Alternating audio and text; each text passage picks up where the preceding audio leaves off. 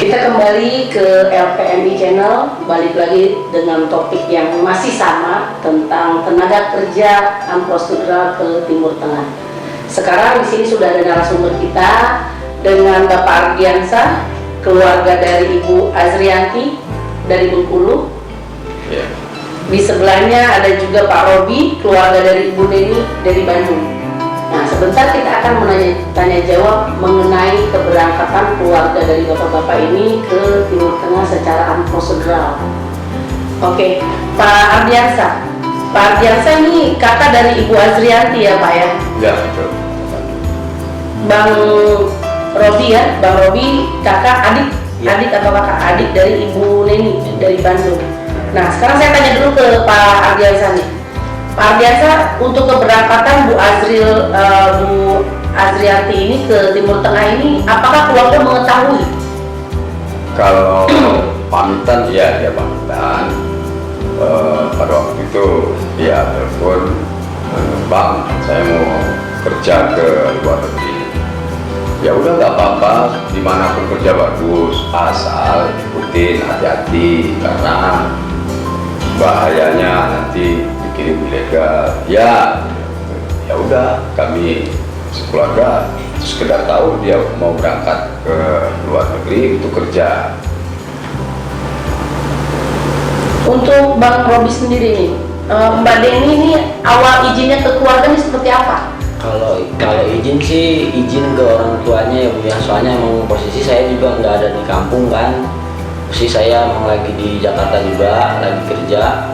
Cuman ya saya taunya pas kemarin aja tuh tiba-tiba nelpon minta tolong biar bisa pulang. Ternyata saya juga baru tahu kalau ini tuh ilegal ya, mungkin bisa dibilang ilegal soalnya emang nggak jelas juga pemberangkatannya, kayak gitu-gitu ini juga nggak begitu paham lah, nggak begitu jelas untuk penjelasannya dari yang ngeberangkatin itu. Saya buat pamitan sih. Untuk Pak Ardiansa sendiri, Bu Azrianti ini sebenarnya diberangkatkan secara ilegal ya, kami bilang ya, karena memang sudah ada peraturan perundang-undangan pelarangan pekerja sektor pembantu rumah tangga ke Timur Tengah. Nah, bagaimana cara keluarga ini akhirnya tahu nih ternyata diberangkatkan secara unprocedural gitu oleh pihak yang memberangkatkan? Jadi sekitar 2 bulan dia sudah di Timur Tengah ini, kami dapat WA dari dia, mungkin ada aktif ya, sambil bilang itu, tolong saya ini ternyata dikirim ilegal. Loh, kok kamu bisa bilang setelah 2 bulan? Apa enggak kamu lihat waktu paspor keberangkatan, kemudian ada visa? Nah, dia cerita pada waktu itu kami udah di ruang tunggu, baru diberikan paspor sama visa, udah mau naik pesawat. Berarti sebelumnya nggak ada pemberitahuan nih Pak, oh ini visanya dalam bentuk kunjungan atau apa itu dari pihak sponsor, nggak ada pemberitahuan? Menurut cerita dia, ya karena kita memang tidak tahu sponsornya ini siapa kan. Menurut dia setelah di bandara itu baru dikasih. Kemudian yang ya saya akhirnya banyak belajar tentang TKI ini. Visanya ini visa ziarah, jadi jelas ini ilegal. Jadi kami keluarga berupaya untuk membantu. Kemudian kita bertanya, tapi kami hampir sempat putus asa karena banyak korban-korban juga yang di Timur Tengah, entahnya ngadu ke sini susah, ngadu ke sini bingung ya. Jadi untunglah ini kami dimediasi dan bisa dibantu oleh LPMI ini. Dan sekarang ini kami sudah sedikit merasa lega karena kami tahu sudah beberapa orang yang bisa dikembalikan oleh LPMI ini dari Timur Tengah, termasuk yang sama-sama dikirim dengan adik saya Azrianti dari anak.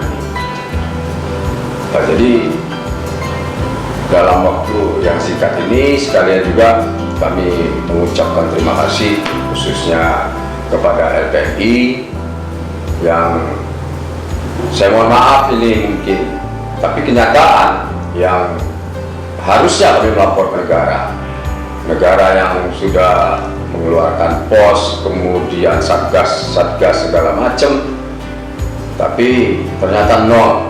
Padahal ini PBB pun sudah merumuskan bahwa human trafficking ini adalah kejahatan kemanusiaan yang luar biasa, extraordinary crime. Jadi harus diperangi. Jadi kami mungkin mewakili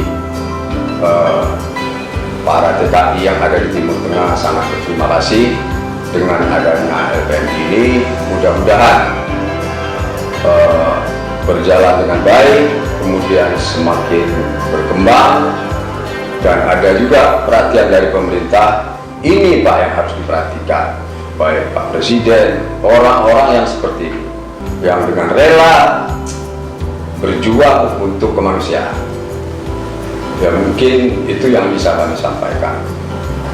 Ya, bukan cuma tangisan yang kami angkat sekarang di keluarga. Apalagi kami baca berita ada yang sampai mati disiksa. Karena kita tahu juga perbudakan di Timur Tengah itu memang dari dulu sudah ada. Jadi ini yang kami takutkan. Malah adik kita nggak bisa pulang, nanti kita cerita dia bisa dapat gaji atau segala macam. Ini untuk pulangnya. Cuma sekarang kami sudah sedikit merasa lega karena adik kami menurut cerita beliau selalu dibimbing oleh LPMI untuk melakukan hal-hal yang benar, untuk tidak lari apa segala macam. Dan mudah-mudahan kami pun berdoa adik kami bisa dipulangkan ke Indonesia oleh LPMI. Baik, Pak Robi sendiri bagaimana Pak tanggapannya, atau kok bisa nih Pak Robi datang ke LPMI ini untuk memulangkan Ibu Neni ya sebagai kakaknya Pak Robi? Karena ya emang keluarga saya juga kayak orang tua yang di kampung itu udah coba ke mana-mana gitu Bu ya, cuman emang nggak ada hasil.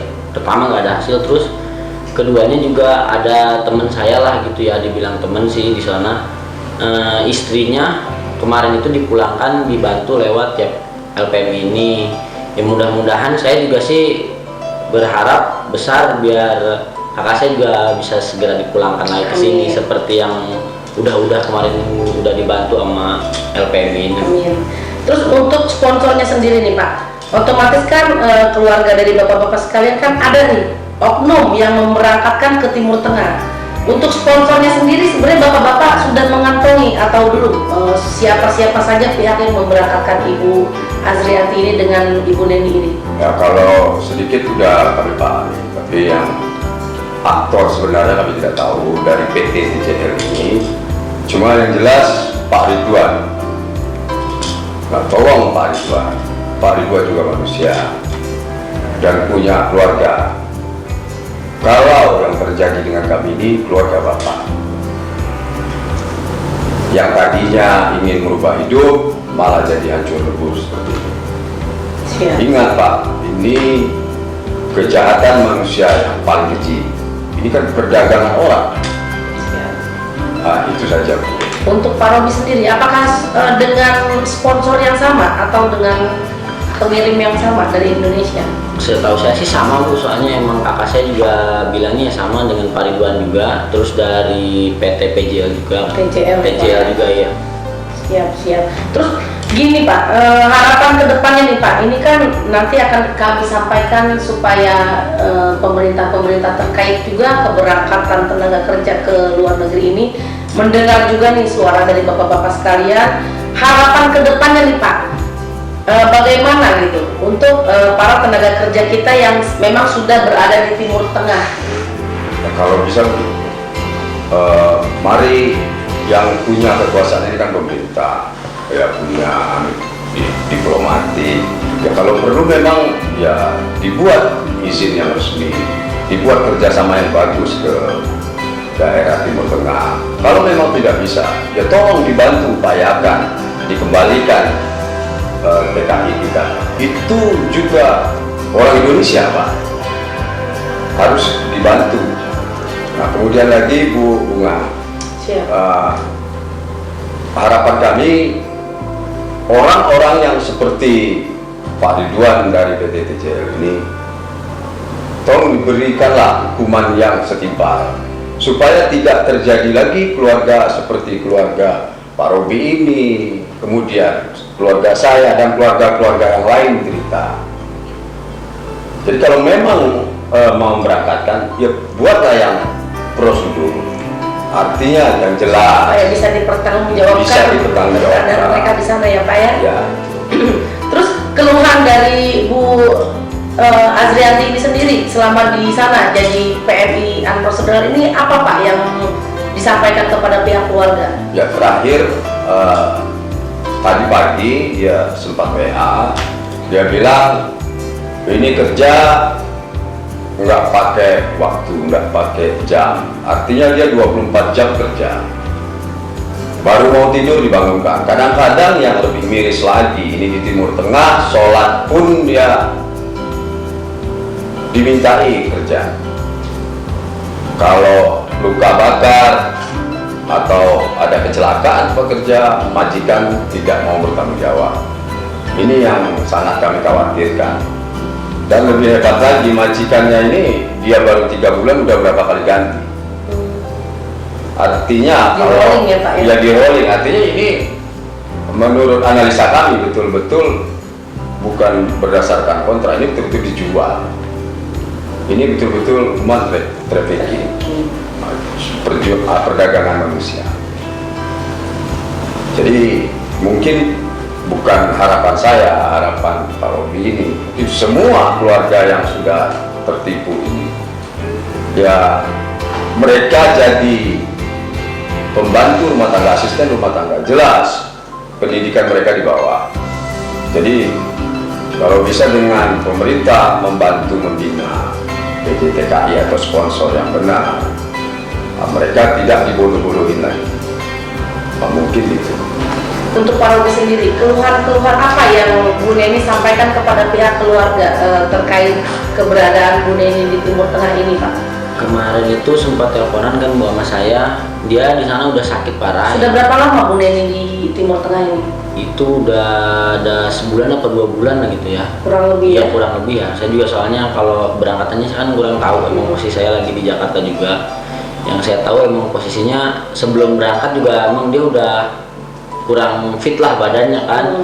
Nyampe sono juga dia sakitnya udah parah Bu, udah batuk darah lah, keluar darah apa, cuman ya emang nggak ada penanganan dari pihak Sponsor atau majikannya juga nggak ada, malah kan yang ada sekarang ngasih perhatian itu ya dari LPMI ini daripada dari sponsor ataupun majikannya sendiri.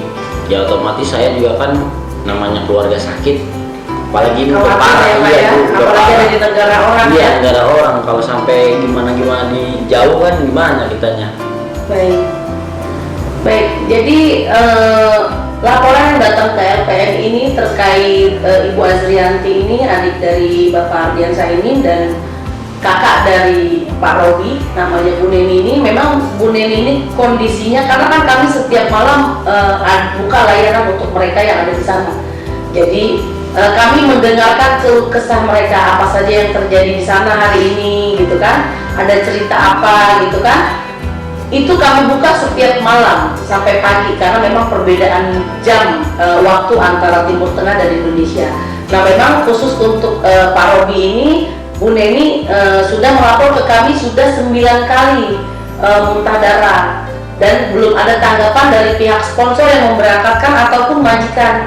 Jadi tidak ada yang bertanggung jawab untuk kesehatan Bu Neni di sana. Dan juga Bu Azrianti ini sempat mengalami penundaan gaji ya Pak ya. Jadi tidak dibayarkan gajinya ya Pak ya. Nah seperti itu. Jadi intinya mereka ini, keluarga korban ini tidak mengetahui sama sekali bahwa saudara-saudara mereka ini diberangkatkan ke Timur Tengah secara non prosedural atau ilegal seperti itu. Jadi mereka datang ke LPMI ini, Lembaga Peduli Masyarakat Indonesia yang saya pimpin, untuk meminta bantuan untuk bisa diproses pemulangan keluarga dari bapak-bapak ini. Jadi saya mohon juga kepada pihak pemerintah untuk membuka mata lebar-lebar, biar bagaimanapun juga mereka adalah bangsa kita. Jadi kita harus berjuang mengembalikan mereka ke tanah air, seperti itu. Oke, jadi jalur-jalur yang mau kita tempuh nih Pak untuk para sponsor ini. Ini kan kita sudah mau mencoba proses pelaporan ke pihak yang berwajib. Jadi dengan keberadaan bapak-bapak di sini menurut saya sangat membantu karena perwakilan dari keluarga, karena kami pun sebenarnya lebih baik memang pihak keluarga yang menuntut untuk para apa ya kita bilang para sponsor ini untuk bertanggung jawab, karena mereka yang memberangkatkan maka mereka juga yang memulangkan, sambil kita nunggu kinerja dari badan-badan pemerintahan yang memang sudah ditunjuk untuk melaksanakan tugas dan kewajiban mereka memerangi sindikat pemberangkatan PMI ilegal ini, yang bisa kita kategorikan juga sebagai salah satu bentuk kejahatan tindak pidana perdagangan orang, dan juga mereka mengirimkan tenaga kerja secara unprocedural. Itu kan sudah ada undang-undangnya yang memang harus mereka patuhi. Jadi selebihnya dari LPMI ini yang bisa lakukan, selebihnya kami kembalikan kepada pihak-pihak terkait yang bisa untuk menuntut mereka kembali ke tanah air, seperti itu. Terima kasih Pak Ardian, secara singkat nih kita coba discuss gitu kan. Pak Robi juga, Pak Ardian ini datang dari Bengkulu, Pak Robi ini dari Bandung, supaya kita sama-sama bisa membawa semua PMI yang diberangkatkan secara prosedural kembali ke tanah air dengan selamat. Terima kasih Pak Robi dan juga Pak Ardian.